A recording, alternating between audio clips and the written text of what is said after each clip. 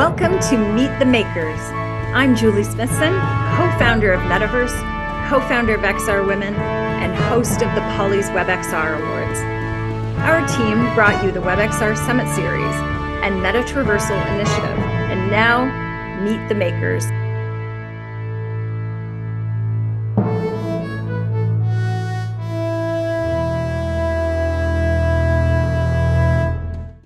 To introduce our first interview with Artsy Marie, welcome my good friend, Karen Alexander. Thank you, Julie. Artsy Marie has a great personal story to tell about how she became an accomplished world builder. Hailing from my own home state of Kentucky, she was born and raised with a zest for art and a talent for photography. Her empowering digital images of the divine feminine, displayed in galleries in Altspace and virtual Burning Man, wowed the community. Meet Artsy telling her story. I always tell people that I was born with a paintbrush in my hand because I've been an artist since I was born. My mom is the lead artist in the family. She's the one that inspired me as a kid to create, and I would create every single day. There's not a day that goes by that I don't feel the urge to create something. When my mom first got a Palm Pilot, I used to play with her Palm Pilot in church, and I would draw mainly people because I also have a passion for humanity. When I got my first laptop, my dad told me not to use it for gaming or silly things, but to use it for betterment of my education and to make things happen. Technology and art is what I'm about. When I was a junior in high school, I discovered my love for photography, and that's when I started my business, Stacy Marie Photography, here in Kentucky. And I had booked my first wedding at the age of 17. So I started entrepreneurship really early. Had a love for VR since I first tried it in 2016.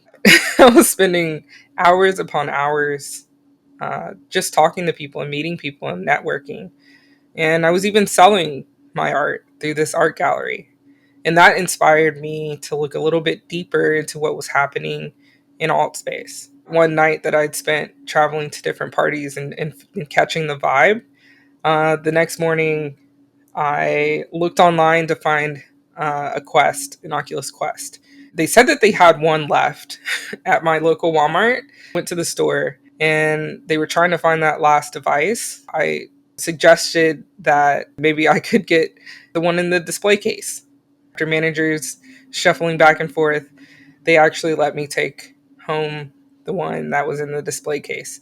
So I got the very last one, and the rest is history. I created an entire body of work of beautiful images of Black women, both imaginary and a mix of the women that I know in my life. And I wanted to capture them in a way that shows their true spiritual essence and their power, their inner divine femininity. And so I took myself to a place where I really felt loved. And so I pulled in all of that love that I felt. And then I sent that love to every corner of the universe that I could imagine. Just maybe a month or two after I'd done this meditation, um, that's when I walked on to Playa and became part of the Burning Man experience inside of Altspace. Greg Edwards, which is the designer of the Playa for Burning Man, he took notice very early in my career that I was going to be a force to be reckoned with. And so I remember, being incredibly enamored by how large scale and true to life the Burning Man Playa was. It was the first time I felt really energized by the community and what was possible. And from an art perspective, everything was amazing to me. And they had just realized that Burning Man was going to be canceled because of the pandemic.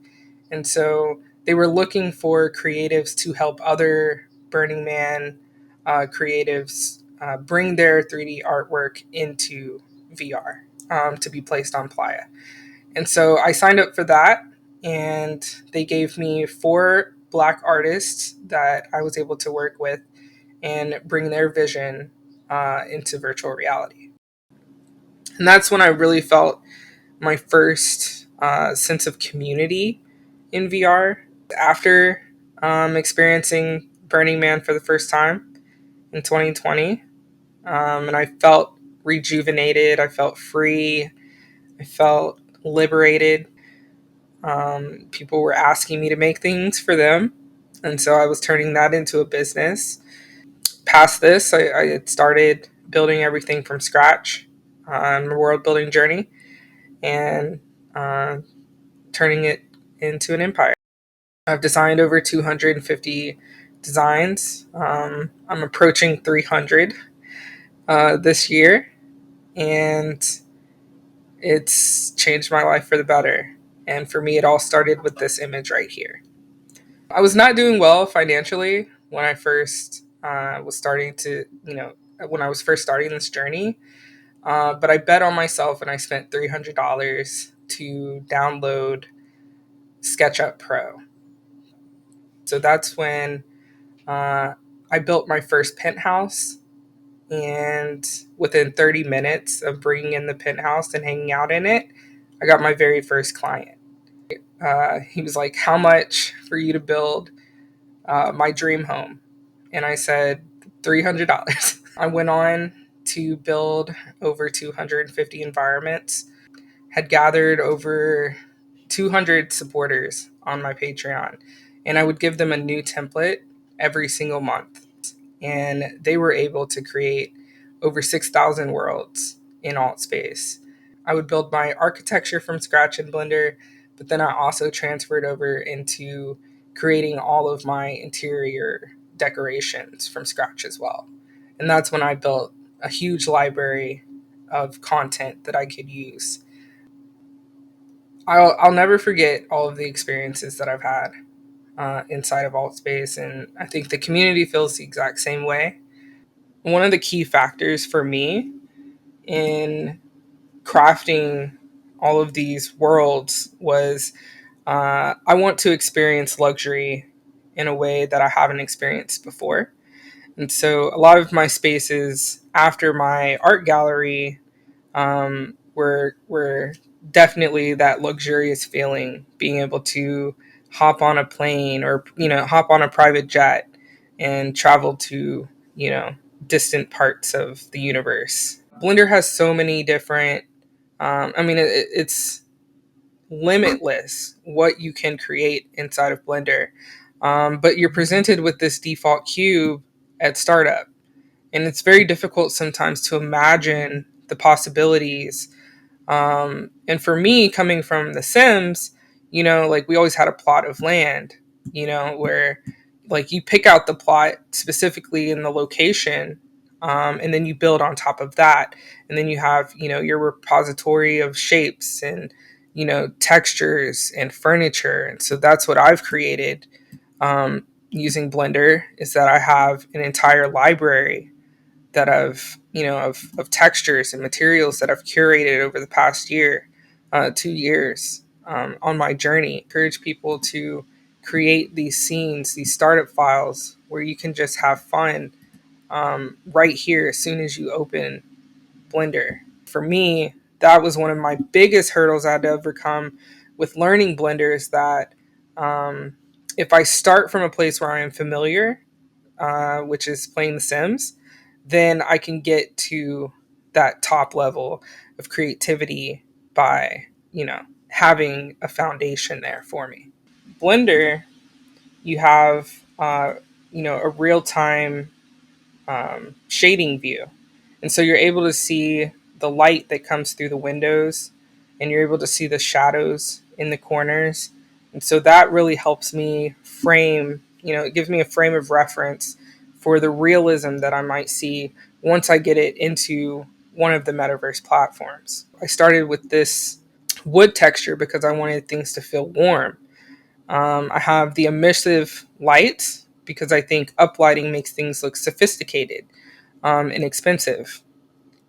In VR, we have the ability to use textures, materials, and lighting that would be too expensive to replicate in real life. And so I use as much of these different components as I can because it's limitless what I can do with it. The very first tech summit at Essence Fest, I built out the render in Blender, and they actually built it in real life. So I really love Blender now. It's my best friend. I work in it every single day.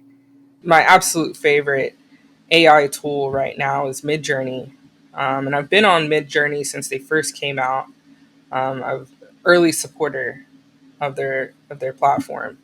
And as artists, it's important that you have reference. And so for me, like when I'm looking at these AI images, I'm looking for, like the composition of these blocks. Like now it's easy for me to break this down. I'm also a part of the Bureau of Creative Intelligence, and one of our projects is working with the Thurgood Marshall College Fund. The Thurgood Marshall College Fund has created a program called the Meta Scholars Program, and they're helping other young kids get into the Web3 space. And I feel honored to work with such a team of people that are focused on the younger generation and making sure that they don't get left behind, making sure they're properly equipped with all the technology and knowledge that they need to succeed in Web3. I think the most important part of my journey for me is the fact that I can now give back to my family for creating me the way that I am. For the very first time, me, my mom, and my sister, we will be traveling to Korea. My mom is from Korea. She was born in Korea. She was adopted at a very young age and brought to the States. And this will be her first time back home. And, it wouldn't be something that I was able to do for them if I haven't gone through this journey. Wow, Karen, wasn't that inspiring? We're so impressed by Artsy and all that she's accomplished. I can't wait to see what she's working on now. Indeed, Julie. Her talent and intrepid entrepreneurial spirit is an inspiration to the whole community. Sophia is here to introduce Ben Ferns. So I will see you all later. Bye-bye. Hi, Karen.